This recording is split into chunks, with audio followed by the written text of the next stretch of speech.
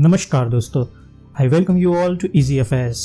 इस वीडियो को लाइक करिए, शेयर करिए और इजी अफेयर्स चैनल को सब्सक्राइब करिए। 15 अगस्त 1947 ये वो दिन था जिसका इंतज़ार करोड़ों भारतीय कर रहे थे। इस दिन के लिए न जाने कितने वीरों ने अपनी कुर्बानियां दी थीं।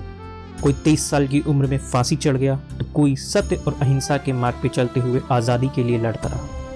ऐसे न जाने कितने लोगों ने बलिदान दिया ताकि हमारा भारत आज़ाद हो सके, ताकि हमारी आने वाली पीढ़ियां गुलामी की जंजीरों में जकड़ के नहीं बल्कि खुली हवा में सांस ले सके। आज हम अपनी आज़ादी के 75 साल मना रहे हैं। पिछले 75 सालों में हमारे देश ने बहुत से उतार और चढ़ाव देखे, फिर चाहे वो भारत का सबसे तेजी से बढ़ती हुई इकोनॉमी बनना हो या कोविड पैंडेमिक जैसी महामारी हो, हमारा देश हर सुख और दुख में खड़ा रहा है। आज के इस वीडियो में हम पिछले 75 सालों में भारत द्वारा हासिल की गई कुछ असाधारण उपलब्धियों की चर्चा करेंगे। सबसे पहले हम बात करेंगे डेमोक्रेसी की। 1940 के दशक में बहुत से देश आज़ाद हुए, भारत भी उन्हीं में से एक था। इन सभी देशों में से कई देशों ने डेमोक्रेसी यानी कि लोकतंत्र को अपनाया, लेकिन जितनी सक्सेसफुल डेमोक्रेसी भारत में हुई उतनी किसी देश में नहीं हुई। खास बात तो ये है कि जितनी सोशल डाइवर्सिटी भारत में है उतनी डाइवर्सिटी दुनिया में किसी भी देश में देखने को हमें नहीं मिलती है। लेकिन इसके बावजूद जिस तरह से डेमोक्रेसी भारत में सक्सेसफुल हुई है उस तरह से किसी देश में नहीं हुई। एग्जाम्पल के तौर पे अगर हम देखें तो हमारे पड़ोसी देश पाकिस्तान और म्यांमार भी हमारे साथ आज़ाद हुए और वहाँ पे आज तक ना जाने कितनी बार सैन्य शासन लग चुका है। आज़ादी के बाद से ही भारत में हर एडल्ट सिटीजन को मताधिकार दिया गया, फिर चाहे वो किसी भी धर्म, जेंडर या कास्ट का हो। यूनाइटेड स्टेट्स में, जिसे कि डेमोक्रेसी का सबसे एडवांस्ड फॉर्म माना जाता है, वहाँ पे राइट टू वोट आज़ादी के 150 साल बाद दिया गया था। इलेक्शन किसी भी डेमोक्रेसी का एक बहुत ही क्रूशियल हिस्सा होता है। भारत का जो चुनाव आयोग है उसने मुश्किल से मुश्किल हालात में और मुश्किल से मुश्किल जगह पे भी रेगुलर और फेयर इलेक्शन कराए हैं, जो कि आज बहुत सी एडवांस्ड डेमोक्रेसीज भी हासिल नहीं कर पाती। हेल्थ केयर की अगर बात करें तो 1947 में जब हम आज़ाद हुए तब भारत की हेल्थ केयर की क्या सिचुएशन थी, इसका अंदाज़ा हम जो आंकड़े हैं उनको देख के आराम से लगा सकते हैं। 1947 में लाइफ एक्सपेक्टेंसी मात्र 32 साल थी, जो कि आज 75 साल बाद लगभग 70 साल है। इन्फेंट मॉर्टेलिटी रेट की अगर हम बात करें तो 1947 में ये 145 पर 1000 लाइव बर्थ था, जो कि आज सिर्फ 17 है। इसी तरह से मैटरनल मॉर्टेलिटी रेट जो कि 2000 पर 1 लाख लाइव बर्थ था 1947 में, वो आज सिर्फ 103 है। और हमारी सरकारें इस बात का निरंतर प्रयास कर रही हैं कि IMR और MMR दोनों जितना कम हो सके उतना कम किया जा सके। दोस्तों, 1994 का भी एक वो दौर था जब वर्ल्ड के 60% पोलियो केसेस इंडिया में थे और 20 साल बाद 2014 में इंडिया को पोलियो मुक्त डिक्लेयर किया गया।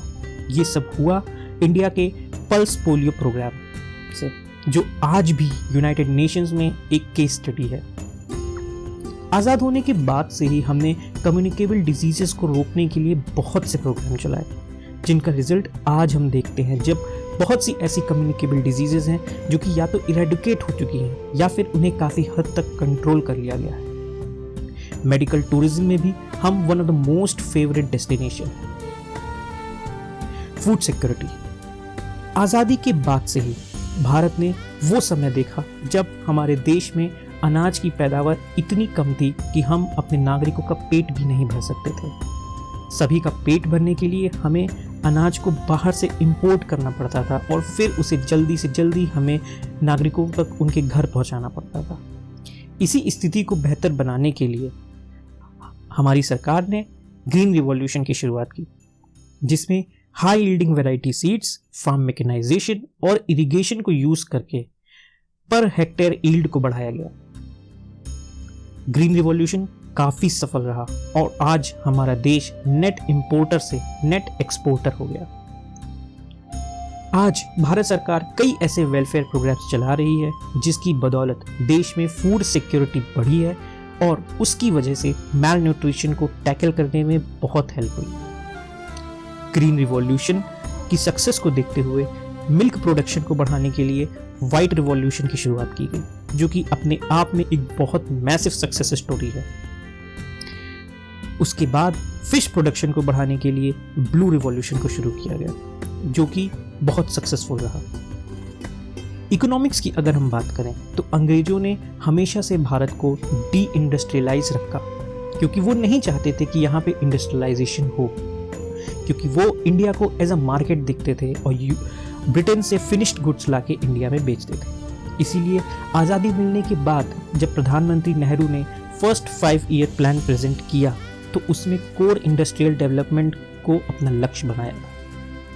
भारत की इकोनॉमी में टर्निंग पॉइंट आया 1991 में, जब पीवी नरसिम्हा राव की गवर्नमेंट एलपीजी की पॉलिसी लाई और इंडियन इकोनॉमी को क्लोज्ड इकोनॉमी से ओपन इकोनॉमी में कन्वर्ट करा। ओपन इकोनॉमी बनते ही इंडिया वर्ल्ड की फास्टेस्ट ग्रोइंग इकोनॉमी बन गया और वर्ल्ड की सभी मल्टीनेशनल कंपनीज के लिए एक लुक्रेटिव मार्केट बन गया। 2008 में जब लेमैन ब्रदर्स का मेल्टडाउन हुआ और उसकी वजह से जो ग्लोबल रिसेशन आया, उसका असर पूरी दुनिया पे देखा गया, लेकिन उस टाइम भी भारत की जीडीपी ग्रोथ वर्ल्ड में सबसे ज़्यादा थी। अगर आज़ादी के टाइम पे हमारी जीडीपी की बात की जाए तो उस टाइम बस 2.7 लाख करोड़ की जीडीपी थी, जो आज 75 साल बाद लगभग 135 लाख करोड़ की हो चुकी है। ग्लोबली हम 6th लार्जेस्ट इकोनॉमी हैं और 2031 तक हम 3rd लार्जेस्ट बनने का एस्पायर कर रहे हैं। आज हमारा फॉरेक्स रिजर्व $600 बिलियन से ज़्यादा का है, जो 1991 में एलपीजी से पहले सिर्फ $3 बिलियन बचा था। फॉरेन डायरेक्ट इन्वेस्टमेंट के मामले में हम पूरी दुनिया में सबसे आगे हैं और आज दुनिया की हर बड़ी कंपनी भारत में अपना प्रोडक्शन करना चाहती है, जिससे भारत धीरे धीरे एक्सपोर्ट बेस्ड इकोनॉमी की तरफ बढ़ रहा है। दोस्तों, अगर लिटरेसी की बात की जाए तो 1947 में भारत का लिटरेसी रेट सिर्फ 12% के आसपास था, जो कि आज लगभग 75% है। 1950s में 5 में से 4 लोग पढ़ नहीं पाते थे और आज इसका उल्टा हो चुका है। उस टाइम पे जब देश में महज 27 यूनिवर्सिटीज़ हुआ करती थी और आज 1000 से भी ज़्यादा है। भारत को इंजीनियर्स, डॉक्टर्स और साइंटिस्ट की फैक्ट्री कहा जाता है और इस बात का अंदाजा हम इसी से लगा सकते हैं कि आज वर्ल्ड की लगभग सभी टॉप कंपनीज जैसे कि गूगल, माइक्रोसॉफ्ट, पेप्सिको के जो सीईओज हैं वो इंडियंस हैं। सुंदर पिचाई का नाम कौन नहीं जानता है, सत्या नडेला का नाम किसने नहीं सुना है। सिर्फ नंबर ऑफ स्कूल्स ही नहीं बढ़े हैं, बल्कि उनमें पढ़ने वाले बच्चे भी बढ़े हैं। और सबसे इम्पॉर्टेंट, आज़ादी के टाइम पे जो जेंडर गैप था प्राइमरी एजुकेशन, वो आज काफ़ी कम हो चुका है। मेडिकल और इंजीनियरिंग इंस्टीट्यूट्स के नंबर्स में मल्टीफोल्ड इंक्रीज हुआ और जैसे जैसे टाइम बीत रहा है ये और बढ़ रहे हैं। एक टाइम पे हमने भारत के विश्व गुरु बनने का जो सपना देखा था वो आज हम सच होते हुए देख सकते हैं। टेक्नोलॉजिकल एडवांसमेंट की अगर बात करें तो आज़ादी के साथ ही भारत ने टेक्नोलॉजिकल डेवलपमेंट पे फोकस करना शुरू कर दिया था। 1969 में जब इसरो फॉर्म हुआ तब विक्रम साराभाई ने एक विजन को सामने रखा कि हमको remote sensing and communication technology के लिए स्पेस को यूज़ करना होगा और इसकी शुरुआत हमने 1975 में अपनी फर्स्ट सैटेलाइट आर्यभट्ट को लॉन्च करके करी और आज हम remote sensing and satellite communication में वर्ल्ड लीडर्स हैं।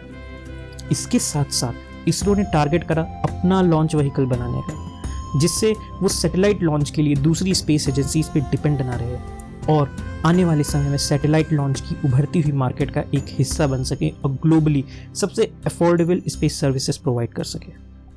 इसके लिए इसरो ने PSLV और GSLV को डेवलप करा, जो कि अपने आप में वर्ल्ड में सबसे सक्सेसफुल रॉकेट्स में से एक माने जाते हैं। 2017 में इसरो ने PSLV C-37 मिशन में एक साथ 104 सैटेलाइट्स को लॉन्च करके वो दुनिया को बता दिया कि वो किस काबिल है।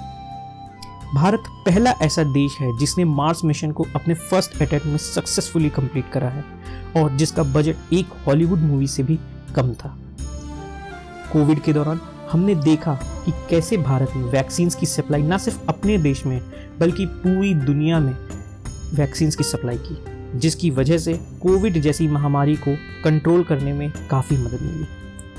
आज वर्ल्ड की लगभग 56% वैक्सीन इंडिया में बनती हैं और इसी वजह से इंडिया को वर्ल्ड की फार्मेसी भी कहा जाता है और कोई भी global biotech research programme India के बिना अधूरा माना जाता है। जिस तरह से डिजिटल रिवॉल्यूशन आज भारत में आया है वैसा दुनिया के किसी भी देश में नहीं देखने को मिलता है।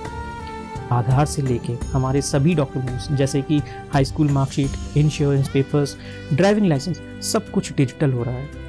ये डिजिटल रिवॉल्यूशन हमें दुनिया से एक कदम आगे लेके जा रहा है। डिजिटल पेमेंट्स के मामले में भी हम पूरी दुनिया में सबसे आगे हैं। आज एक सुई से लेके एक मोबाइल फ़ोन तक हम खरीद सकते हैं यूपीआई से बिना किसी फीस की। हम जब यूपीआई लेके आए थे तब कितने ही इकोनॉमिक एक्सपर्ट्स ने बोला था कि ये फेल होगा, बट इसकी सक्सेस इतनी मैसिव होगी इसका अंदाजा उन्हें भी नहीं था।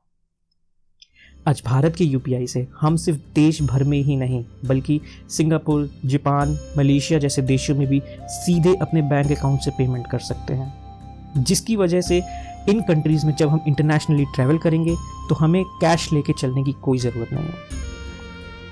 डिफेंस सेक्टर की अगर बात करें तो आज़ादी के बाद भारत ने सबसे पहले अपने बॉर्डर्स को सिक्योर करा, जिसके लिए अलग अलग ऑर्गेनाइजेशंस को इस्टेब्लिश किया गया ताकि इंडियन आर्म फोर्सेस को वेल इक्विप्ड रखा जा सके। डीआरडीओ और एचएएल जैसे ऑर्गेनाइजेशंस ने बहुत महत्वपूर्ण योगदान दिया है भारतीय सेनाओं को मजबूत बनाने में। डॉक्टर कलाम को हम मिसाइल मैन कहते हैं क्योंकि उन्होंने हमारे देश के बॉर्डर्स की सुरक्षा के लिए अग्नि और पृथ्वी जैसे मिसाइल्स को डेवलप करा, जिनका नाम सुन के आज भी दुश्मन मूत्र विसर्जन कर देता है। 1974 में भारत ने न्यूक्लियर टेस्ट करके खुद को न्यूक्लियर नेशन डिक्लेयर कर दिया, जो कि हमारे पड़ोसियों को देखते हुए काफ़ी ज़रूरी था। 1998 में पूरी दुनिया ने उस वक्त भारत का लोहा माना जब हमने यूएसए की CIA को चकमा देते हुए दूसरा न्यूक्लियर टेस्ट करा और दुनिया को ये दिखा दिया कि हम किसी के आगे झुकने वाले नहीं हैं। आज हमारी आर्मी वर्ल्ड की 2nd लार्जेस्ट आर्मी है और हमारी एयरफोर्स वर्ल्ड की 3rd लार्जेस्ट एयरफोर्स है। माउंटेन वॉरफेयर में इंडियन सोल्जर्स से ज़्यादा एक्सपीरियंस किसी के पास नहीं है और हमने वर्ल्ड की हाईएस्ट बैटल फील्ड पे भी कब्जा किया हुआ है। यूएन पीस कीपिंग मिशंस में भारत का योगदान हमेशा से सबसे ज़्यादा रहा है और भारतीय सैनिकों ने न सिर्फ देश में रहते हुए दुश्मन को तबाह करा है बल्कि देश के बाहर भी दुश्मन को ख़त्म करा है। आज जब चाइना एशिया पैसिफिक और इंडियन ओशन रीजन में जिस तरह से दूसरे देशों को बुली कर रहा है, उस टाइम पे सभी देश भारत की तरफ देख रहे हैं क्योंकि उन्हें पता है कि सिर्फ भारत ही एक ऐसा देश है जो इस वक्त चाइना का मुकाबला कर सकता है। दोस्तों, इस वीडियो में मैंने जो कुछ भी अचीवमेंट्स आपको बताई हैं उनको सुन के आपको यही लगेगा कि भारत एकदम परफेक्ट देश है, बट ऐसा नहीं है। हम परफेक्ट नहीं हैं, बट हमें परफेक्ट बनना है। हमारे पास वो सब कुछ है जो हमें परफेक्ट बना सकता है। हम हमेशा अपने सिस्टम को कोसते हैं, उसकी बुराइयों को हाईलाइट करते हैं, लेकिन आज एक पल के लिए हमें अचीवमेंट्स पे फोकस करना है। जब हम इन छोटी छोटी अचीवमेंट्स को देखेंगे तो हम सोचेंगे कि हम पिछले 75 साल में कितना ऊपर उठ के आए हैं और आने वाले सालों में हमें और ऊपर उठ के जाना है। दोस्तों, सफ़र बहुत लंबा है और हमें बहुत दूर तक जाना है। अपने आसपास देखेंगे तो हमें प्रॉब्लम्स ही प्रॉब्लम्स नज़र आएंगी, लेकिन अगर पीछे मुड़ के देखेंगे तो छोटी बड़ी अचीवमेंट्स का एक बड़ा काफिला नज़र आता है और ये अचीवमेंट्स का काफिला हमें हिम्मत देगा कि हम आने वाली सभी प्रॉब्लम्स को पार करके विश्व शक्ति बनेंगे। जय हिंद।